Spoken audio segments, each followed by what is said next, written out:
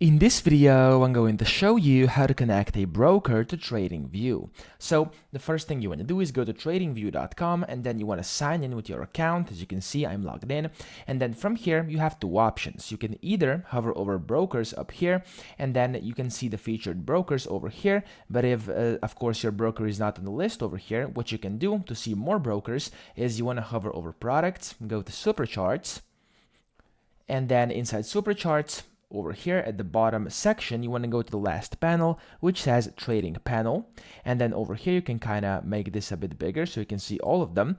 And then you can see all of different brokers. And at the top, it says connect to or trusted brokers. Just click on all brokers, and then you can see all the possible brokers on here. When you find the one you would like to connect to yourself, simply click on the broker, for example, this one, press connect, and it will take you to their website, to the broker's official website, where it will prompt you to simply log in with your username and password. So that's pretty much it. That's how to connect a broker to TradingView. I hope this video helped you out. If it did, please subscribe to the channel and help me out as well.